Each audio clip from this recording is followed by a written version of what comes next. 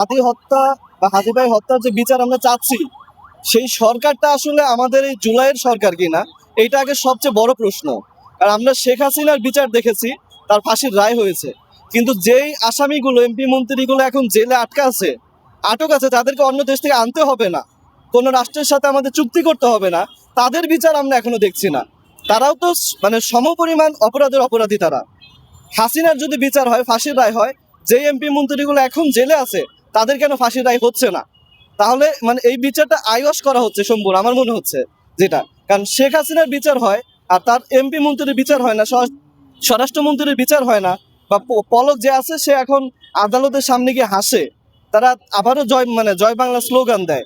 এইটা দিতে সাহস পায় দেখেই এই হাদি ভাইয়ের মাথায় গুলি চলে, বা আরো যে এখানে পিস্তল নিয়ে গুলি নিয়ে ঘোরাঘুরি করে, কারণ তাদের বিচার হয় না।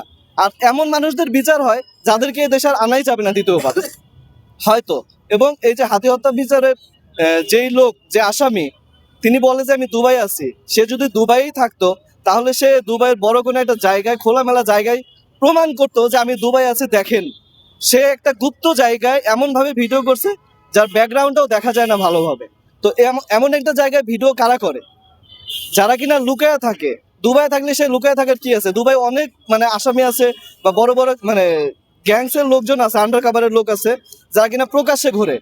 তাদেরকেই পুলিশ ধরে না, ওকে কে ধরবে? ও কোনকার চামচিকা? অবশ্যই সে, আমার যতটুকু সম্ভব মনে হচ্ছে যে সে বাংলাদেশেই আছে, এবং এমন কোন মানুষের কাছে আছে যে কিনা এই দেশের বিরুদ্ধে কাজ করতেছে এবং হাসিনার পক্ষে কাজ করতেছে। তবে আমার একটাই প্রশ্ন, এই সরকার কার পক্ষের? জুলাইয়ের পক্ষের তো সে ভুলেও না, কারণ তাদের বিভিন্ন মানে যে উপদেষ্টা আছে তাদের বিরুদ্ধে মানে প্রত্যেকটা মানুষ কথা বলতেছে, তাদেরকে পদত্যাগ করতে বলতেছে। তাদের মিনিমাম লজ্জা নাই যে তারা পদত্যাগ করবে? মানে এই ক্ষমতাটা মনে হচ্ছে ওই যে বাপদাদার সম্পত্তি, বাপে দিয়ে গেছে, তারা পেয়ে গেছে। কিন্তু এই জুলাই যোদ্ধারাই যে তাদেরকে এই ক্ষমতায় বসাইছে, এই জিনিসটা তাদের মানে তারা ভুলে গেছে। তাদেরকে মনে করায় দিতে হবে যে এটা জুলাইয়ের সরকার, এবং এই সরকার যদি জুলাইয়ের না হয়, তাহলে জুলাইয়ের সরকার কিভাবে হবে সেটা আবার নতুন করে করতে হবে প্রয়োজনে আমাদেরকে।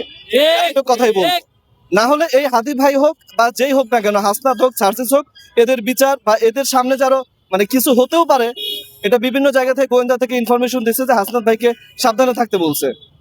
তার যদি কিছু হয়ে যায়, তখন আর সাবধান হয়ে লাভ নাই। এই সরকার আমাদের কিনা সেটা নিয়ে আগে আমাদের সাবধান হইতে হবে, তারপরে বাকি প্রশ্ন। ভালো থাকবেন সব।